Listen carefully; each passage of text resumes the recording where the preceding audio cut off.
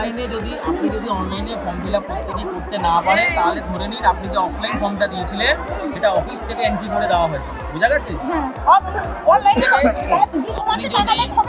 সেটা যদি আপনাকে সরকার থেকে ছাড়েনি তাই ঢোকেনি, টাকা তো বিডিও অফিস ছাড়ে না, এটা তো আগে বুঝতে হবে। টাকা ছাড়ে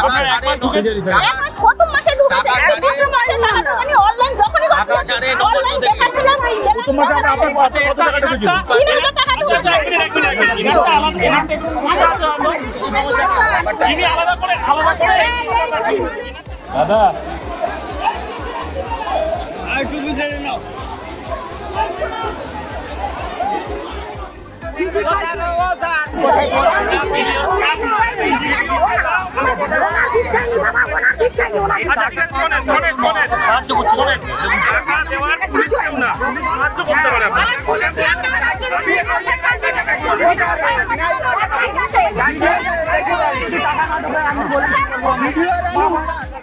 আমরা আজকে এসেছিলাম বিডিও স্যারের কাছে, বিডিও সাহেবকে একটু শিক্ষা দেওয়ার জন্য।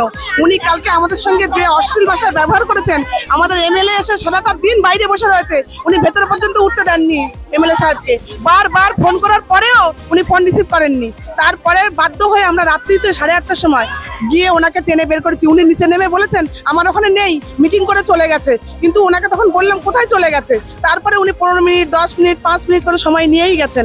তারপরেও উনি বের করেননি ওনাকে এসির মধ্যে বসিয়ে উনি জামাই আপ্যায়ন করছিলেন বিডিও সাহেব শহীদুল্লাহ গাজীর সঙ্গে। ওটা ওনার কিছু দেওয়া নেওয়া বাকি ছিল, সেটা কালকে মেটাতে এসেছিলেন। সেটা ভাগ করে নেওয়ার জন্য বিডিও সাহেব দরজা দিয়ে ঘরের মধ্যে শহীদুল্লাহ গাজীকে নিয়ে আলোচনা করেছিলেন। আর বলছে আমি ইস্তফা দিচ্ছি। বারবার বলার পরেও এমএলএ সাহেবকে কোনো দাম দেননি, কালকে বিডিও সাহেবও দেননি, কোনো কেউই দেননি। বাধ্য হয়ে আমরা রাত্রি 8:30টার সময় কজন মহিলা মিলে ওনাকে টেনে বার করে নিয়ে আসি। উনি বলছে আমার ক্যান্সার, আমাকে ছেড়ে দিন, আমাকে মারবেন না, আমি অনেক উপকার করেছি লোকের। তখন বলছে তোকে এখন কি করব, তোর ব্যবস্থা করবো পরে, তুই চল এখান থেকে। দেখার জন্য আজ আমরা এখানে সমবেত হয়েছি। আমরা প্রতিনিধিমূলকভাবে সেখানে যাব এবং গভর্নমেন্টের যে কোথায় যে অসুবিধা আছে সেগুলো আমরা নিশ্চয়ই দেখব।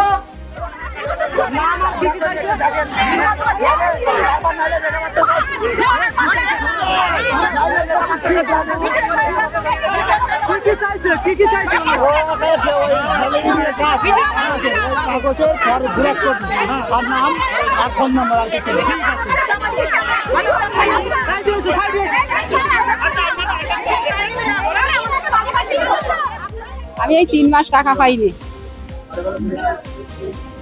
তার জন্য আমি এসেছি। আমার বাড়ি 1 নম্বর আমবাড়ি। আমি এখন আমার এই অন্নপূর্ণা টাকার জন্য আমি এসেছি। নিয়েছে, আমার টাকা পাইনি আমরা। আজকে আমরা এসেছি, আমাদের দুভাগ মায়েরা প্রায় অন্নপূর্ণা ভান্ডার পায়নি। বিডিও সাহেবের কাছে আসছে, ওরা যতবারই কাগজপত্র নিয়ে আসছে বিডিও সাহেব ওদের কাগজপত্র ছুঁড়ে ফেলে দিচ্ছে, বলছে আমরা ওসব সম্বন্ধে জানি না।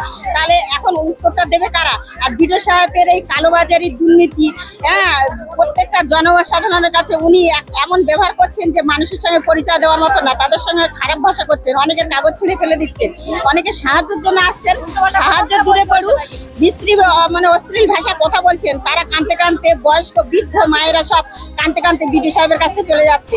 এটা কি আমাদের বিডিও সাহেবের পরিচয়? তাই আমরা চাই এই বিডিও সাহেবকে আমাদের এই বিডিও অফিস থেকে একদম জন্মের মতো দূর করতে, ওনাকে দূর করে আমরা গঙ্গা জল দিয়ে এই বিডিও সাহেবের এই অফিস পুরো বিডিও অফিসটা আমরা গঙ্গা জল দিয়ে সাফ করবো, করে আমরা পবিত্র করে আমাদের ভারতীয় জনতা পার্টির সভ্য সাথী সুন্দর সুস্থ যে ন্যায্য পথে বিচার করবে তাদেরকে রেখে আমরা এই কাজ করব। তাই আমরা বিডিও সাহেবের কাছে এসেছি। দাদা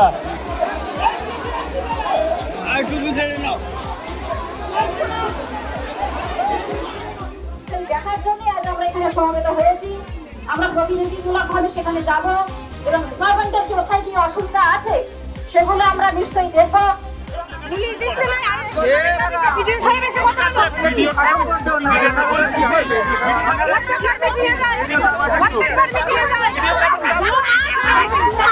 নামটা লেখেন, আমি বলছি আমি বিডিও সাহেবের সাথে আচ্ছা এবারে আমি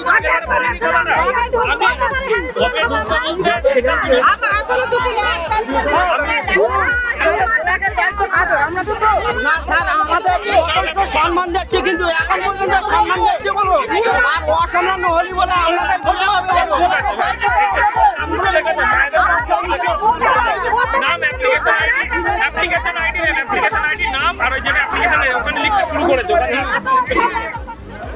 অফলাইনে যদি আপনি যদি অনলাইনে ফর্ম ফিল আপ করতে না পারেন তাহলে ধরে নিন আপনি যে অফলাইন ফর্মটা দিয়েছিলেন সেটা অফিস থেকে এন্ট্রি করে দেওয়া হয়েছে, বুঝা গেছে? সেটা যদি আপনাকে সরকার থেকে ছাড়েনি তাই ঢোকেনি, টাকা তো বিডিও অফিস ছাড়ে না, এটা তো আগে বুঝতে হবে। টাকা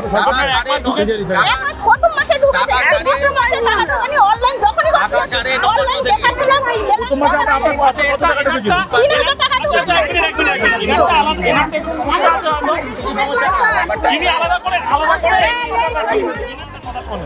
যেটা আছে ভিডিও সাহেবের সাথে কথা হচ্ছে, ওনার ভিডিও সাহেব বললো যেটা নাম অ্যাপ্লিকেশন আইডি আর যে অ্যাপ্লিকেশনের যে ফর্ম ওইটা নিয়ে আপনার নামটা জমা দেন, আমরা পার্সোনালি ভিডিওর সাথে কথা বলবো যাতে আপনাদের 1 তারিখের মধ্যে টাকাটা ঢুকে যায়।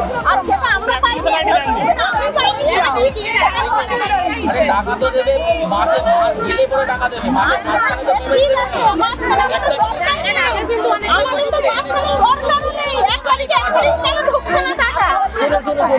টাকা ছাড়বে এবং টাকা রাজ্য সিদ্ধান্ত রাজ্য সরকারের।